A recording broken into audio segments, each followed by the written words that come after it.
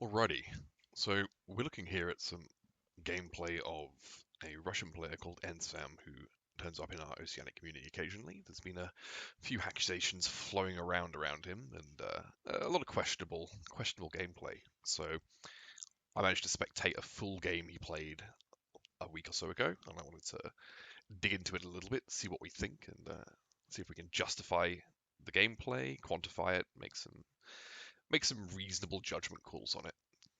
So we'll start off with the first thing that alerted me during the actual game itself, 5k. So first section of this, nothing particularly crazy. So we get to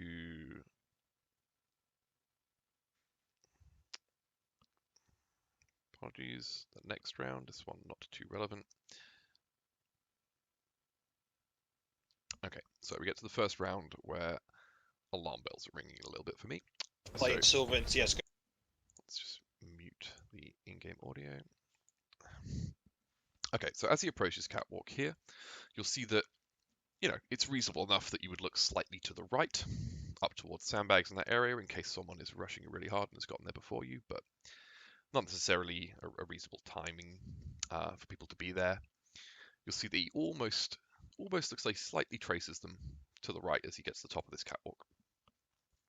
So slight trace there. Yeah, all right. Throws his standard pre-nade, gets to the top of cat. You'll see at this point we've got Marder still in frame. So if we were presuming that he had ESP or walls of some kind, as he gets to the edge of this section here, he keeps Marder in frame until he knows he's down the cat and safe from him. At that point, his nade kills Simbrigus, and then he takes a quick shot and kills Keen. Yep.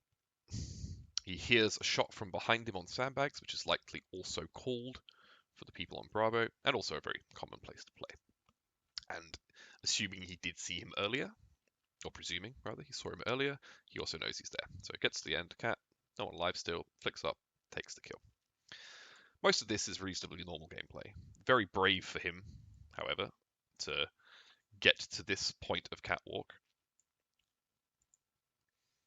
And at this stage, right at the start of the round, runs straight onto the left side of cat, exposing himself to green stairs, bus, top of green, top of cat, gay spot, sandbags potentially.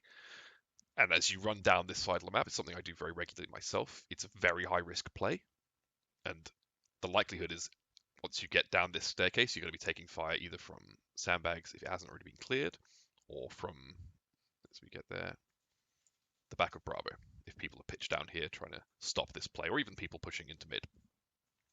So it's a very ballsy play, especially with a sniper rifle. Gets in, takes the kill. So the really suspicious part of this particular play is the last part. So we get to the top of cat. At this stage, it's 1v4. So the round's theirs for sure. I don't think there's any question about that. But looking and hunting for kills makes sense. But also under this circumstance, you would probably either run back down cat towards Charlie, or you'd head alpha to try and force another cap as well, really secure the round. So as he crests this section here, he looks to his right, knowing of course that he's just killed a guy on sandbags. If anyone was under sandbags and not walking, he would have heard them as well. So he doesn't necessarily need to check this direction for any additional information. However, as he gets to this point, he checks and pretty much center screens on this player. And then again, you'll see that this is something you'll notice in quite a few scenarios where what looks like some kind of approximate ESP snapping, he'll then flick to the left just after it's happened. So we'll see that a couple of times in these videos. So he looks there and it flicks to the left. And instead of going alpha, he makes a decision to go to this part of the map, which is essentially never played. Takes a look here, gets an easy kill. So let's just watch that whole sequence from start to finish. Gets to the top of cat, runs down completely exposed, takes a kill. Here's the guy in sandbags, turns around, takes a very slow shot, gets the kill on him. Looks to his right, instead of going alpha, decides I'm going to run here and check behind Charlie. works out, gets the kill. So that's the first one that made me think, well, maybe we need to take a bit of a deeper look into some of these videos.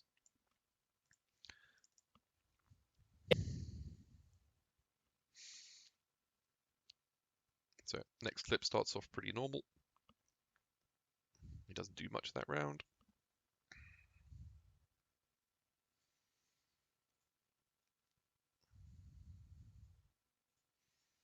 And we get to this scenario here. Okay, so he's just respawned. Heading up to cat halfway through a round.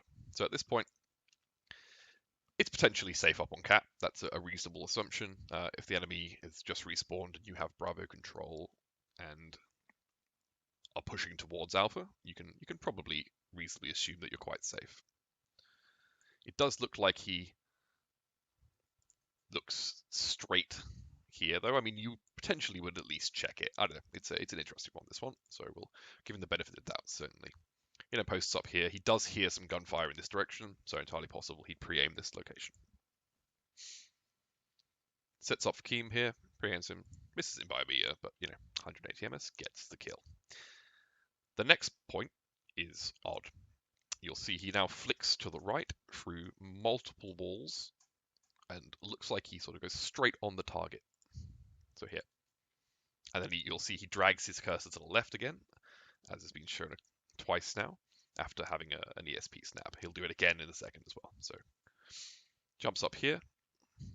Let's just watch it in real time first. So kills, snaps, snaps again, jumps up, and then you'll see he snaps to this target as well. Okay, so what I think is happening here is he snaps a VSP, fights against it. Snaps a VSP, decides to jump and fight against it, turns left, lets go of his mouse, and if he's tabbed from one to the next, and now he's tabbed to this third target, when he lets go of his mouse control again, snaps straight back to that target in a very clean, slow, like snap. The other really sort of telling, from my point of view, from this particular play, is sure, Keem's in the field of play. This next target, why would you even look there? What's the purpose of this movement? What's the purpose of this movement without without going forwards? Are you just turning and snapping here? Fair enough. Why are you not looking up? And then looks down. Potentially hears this guy. Maybe. At this range, he probably wouldn't hear him. He'd probably start hearing him about here under normal circumstances. I'm not sure what audio settings he plays at. But then snap straight to that target. This is the section that makes no sense though. From this position, why would he look to the right here? He knows he has a friendly up there, and looking to the right here, there is nothing that can potentially be, there's no information to gain from looking in this direction. He knows he's got a friend up here. There's no one sandbags. There's no one here. There's literally nothing in this entire space that's even on the map that's playable. Then looks down here, decides, I'll just jump up on top. Unfortunately, I clipped it beforehand because I was already, I was just looking for things that were dodgy, and I didn't get this bit, but he does get this kill. He jumps up here and kills Bardo. So it's quite a lot in that particular piece, so let's just play it in real time again. So it gets the top of cat. Sets up after hearing Keem, perfectly normal shot. Takes the kill. Snaps to that target. Snaps to that target. Interrupts it. Snaps the third target. Jumps up again and takes the shot. Moving on to the next video.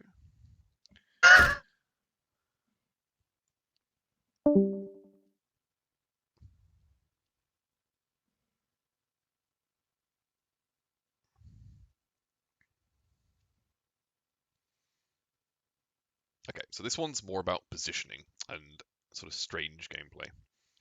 So at this stage, this is literally the first round of this game.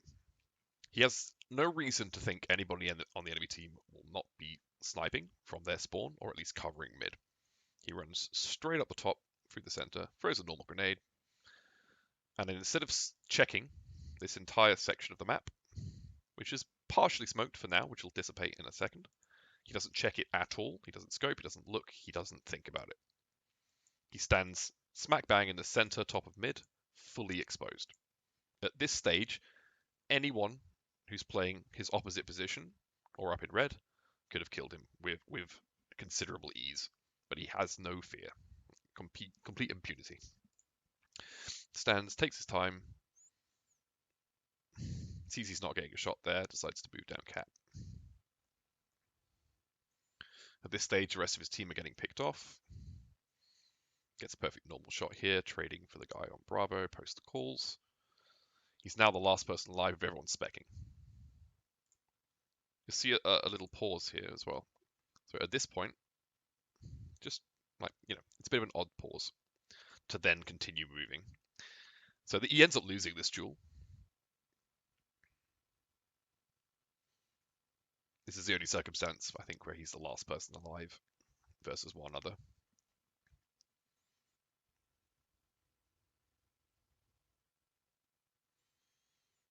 Yep, so it gets taken up. We move straight into the next round. He throws a standard grenade down mid.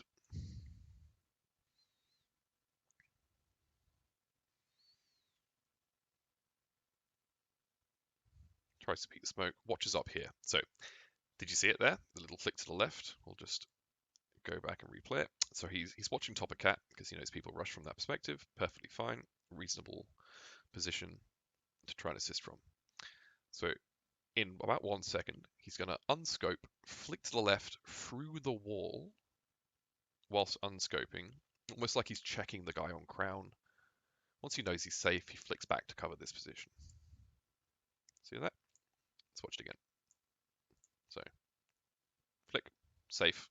So what's he looking at here in this frame? What benefit does that flick have? Other than to show him potential vision. Like, what's he looking at here? And then flick straight back. 2 minutes. So 30 plus seconds have gone in the round. Waits for him. Gets a kill. That's quite late for him to be up there. I mean, he could have been called, slow pushing. He's a very patient player in Ensam, so, it makes sense that he's still watching a position like that. But this flick is certainly odd. Let's watch it one more time.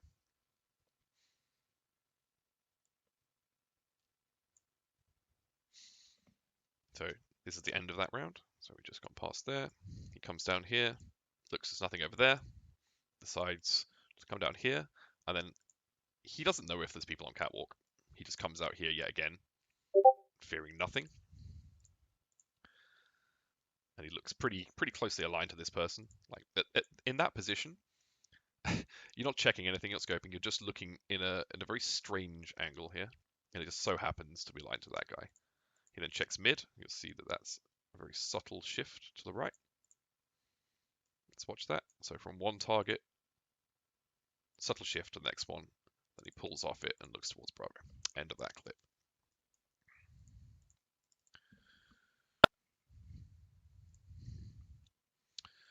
All right. Next up's pretty normal first round. He gets annihilated. Comes up here. Checks a very sneaky position. Not seen this one before. Then he comes up here. Aligned straight onto the target who's up at the top of these stairs. Didn't notice that before. So here's another one. Scopes straight where he would be. Can't see him. Waits and waits and waits.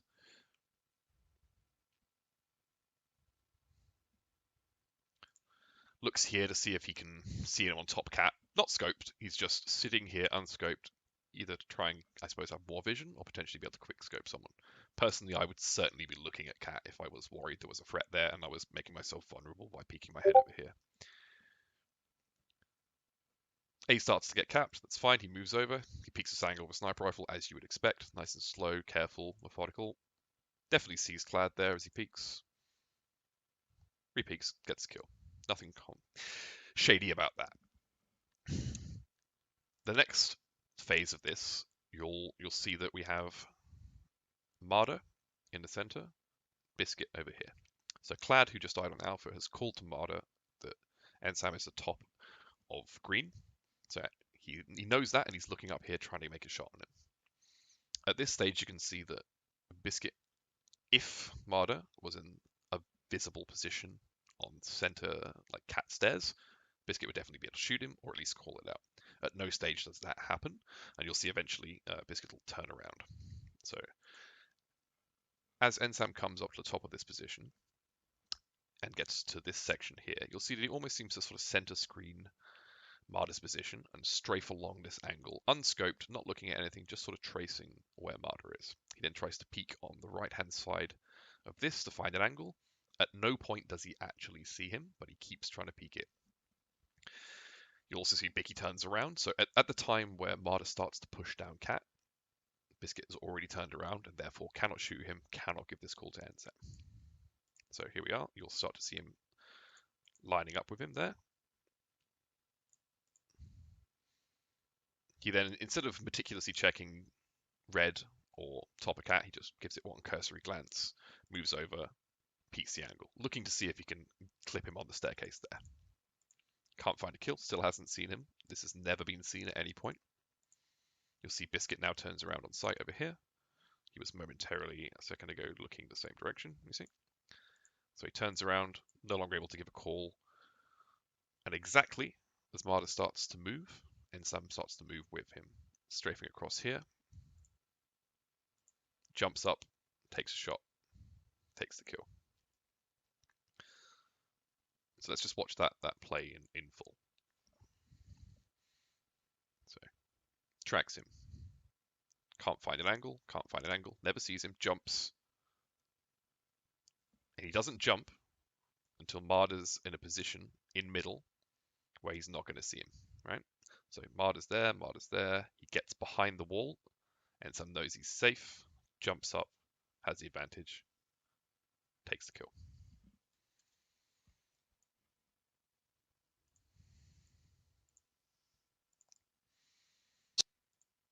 So this one starts at the very start of the round, or at least the start of the recording.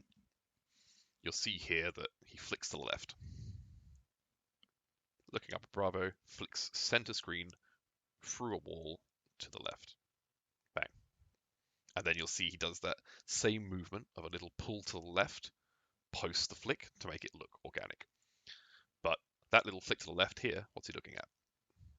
What's that giving him vision of? He's come from this direction. He knows Sandbags is safe. So let's just watch that. Flick, pull away. He then, he's coming down catwalk here. You'd expect to be aligned to catwalk if you're heading in this direction, but certainly it looks again like he's very perfectly aligned to the person. So look, perfectly aligned. Checks this way again. Checks that everything's safe. Moves along and moves up. Persia kills his ally, gets killed from below. This is all heard and called. Nothing out of the ordinary here. Gets a no scope from 1.5 meters behind the guy. 180 ms. Here's the guy pushing onto site. Jumps out and follows him behind. Certainly a ballsy move, especially as they would hear you jumping out and jumping off. But he knows to turn left and that he's not in danger, and that even though he's jumped off a ledge, the guy isn't standing waiting looking for him. He does, however, fail and get killed. So next part of the round, gets a standard pre-nade. This time he does check. See, this is what I was talking before. This is what you'd normally expect. You would at least give a cursory glance to their spawn, because there's very often someone sitting up here, someone sitting up here, someone sitting up here, up in red. You can't just stand with impunity in this position. 9 times out of 10, you're gonna get sniped. Okay, looks at the smoke, doesn't see anything.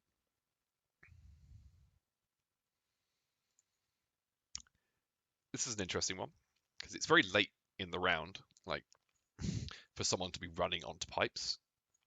The pipe rush usually happens about the same time the person gets to green or gets to, gay spot just behind us to the left, looking through that angle. So for him to scope, he potentially sees him. If we look at the frames there, I reckon he sees him running across, so that's reasonably fine.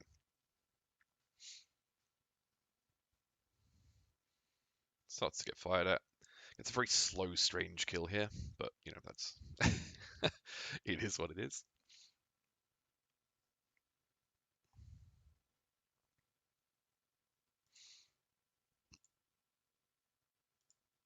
He then gets pre-fired as he jumps across his cap. Excuse me. So he starts to take fire from this guy, and then he has the gall to re-peek this angle post running past it.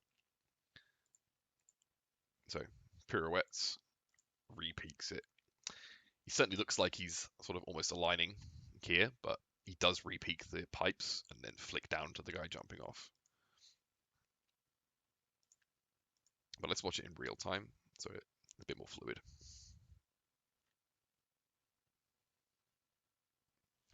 Definitely a crazy shot, but it was the start of that clip that was more interesting, certainly. And then just a little bonus of an absolutely ludicrous pre-fire shot. Or reactive shot, I suppose. It's not really a pre-fire, it's just a very unusual shot to take, let's say.